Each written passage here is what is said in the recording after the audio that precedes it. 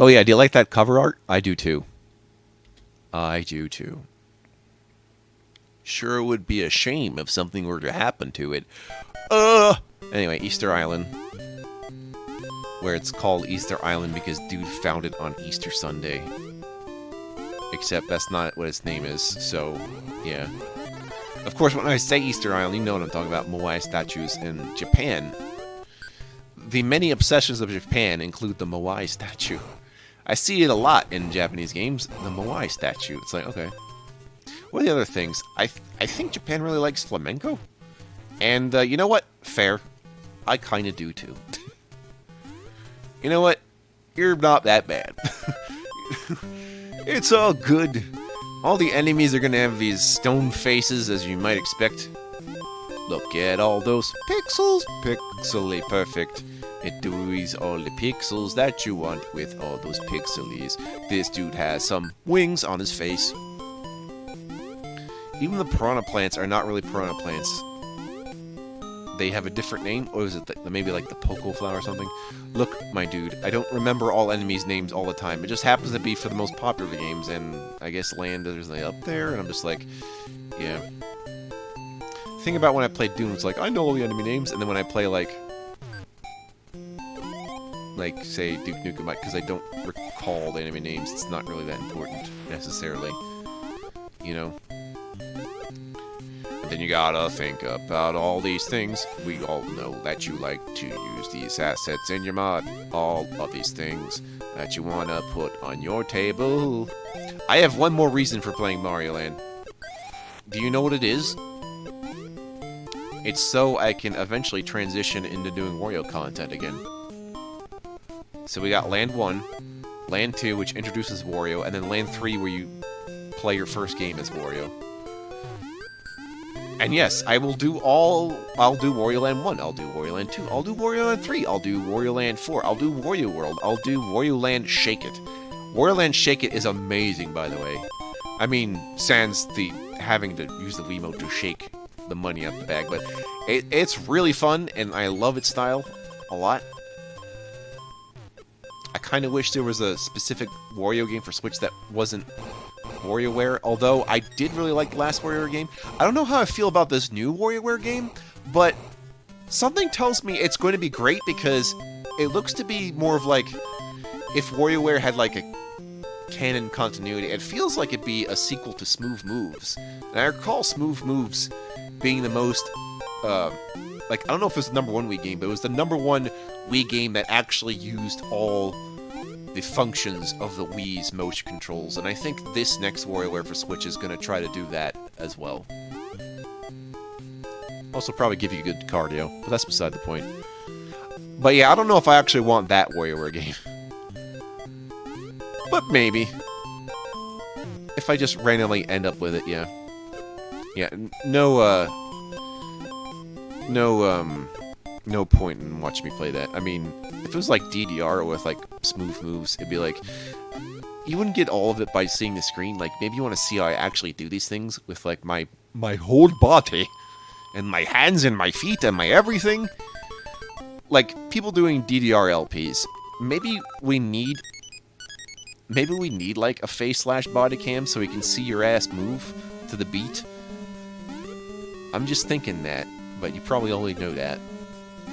For some reason, 3.2 is like 3.3 in that it has like castle-like music or ruins music. Alright, so there's another thing I need to tell you. After I beat World 4, we're gonna do the game again. Affectionately known, or just technically affectionately known as Second Quest. And that's a good reason enough to play it. It just adds more enemies in particular places. So yeah, I'll stretch out this to 8 parts for that reason. And that's not bad, is it? No, it's not. It's really not. That is why they call me Mario. That is the way we wanted all the show. Whoop. Yeah. Imagine me playing Donkey Kong 94 in just black and white. That would not be doing it a service. But that game's special. In fact, there's a number of games in which I would just do Super Game Boy on. like Donkey Kong games, Pokemon. Well, if I were ever to do Pokemon games, Pokemon, the first gen, and even second gen, doing the Super Game Boy. Trust me. Well, actually, no. Don't always do Pokemon second gen on the Super Game Boy because of the mystery gift stuff, which requires infrared nonsense. I don't know either. Whatever, mate. So yeah, the Pokemons. I know there's other examples. Basically, if you load a game up in Super Game Boy and you're selecting the palettes and it defaults to like a happy face, that means it has particular color programming and you want to keep this game around. Donkey Kong Land does this, even though it's kind of hard to look at. But it changes the colors for... It changes the palette for each level. So you can kind of get a hint of... It makes the memory of the level design helpful for that. So I can remember what level I'm on based on the color they're going to use. If you look at me right now, I look like an Elephant Mario just then.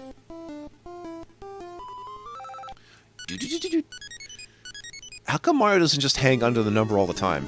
You can just hack the game and be like, just punch the number. Make it go higher. Can't run out of time, punch the number up. Like, every time he hits a number, it counts up. Just hit his coin count. Go nuts. Punch the world number. Start warping. Exactly. What if there was a real World 5, though? Yeah. No thoughts as to why this game is short. It's like the first, if not one of the first Game Boy games. It has every right to be short.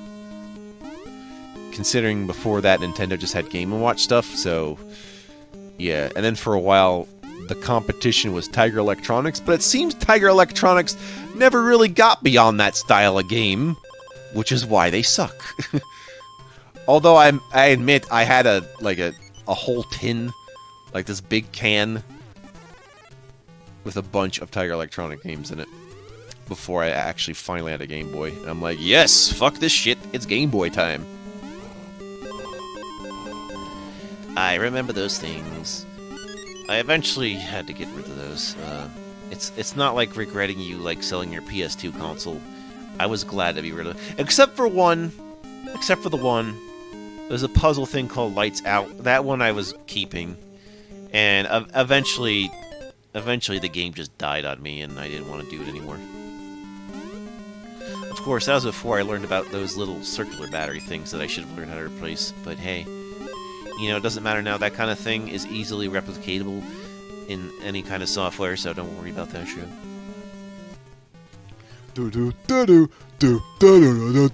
Which way do we go, Mario? Which way do we go? Of Mario and men. Oh, tell me about the Marios, George. And then he does. If you see a lot of really screwy graphics, that really is just the Game Boy being the Game Boy. I don't think I can help that, necessarily. Or if it's just some extra cutoff due to something else. I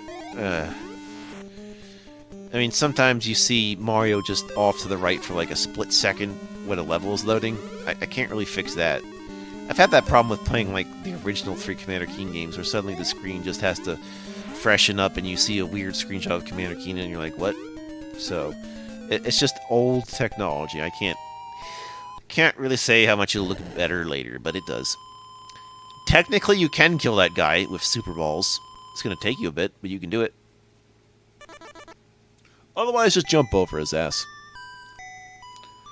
And then no one will be the wiser man. The wisest man is saying, oh, Daisy.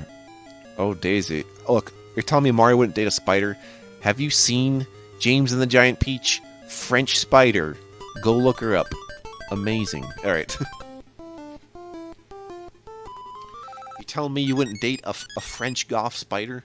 You were wrong. You were very wrong.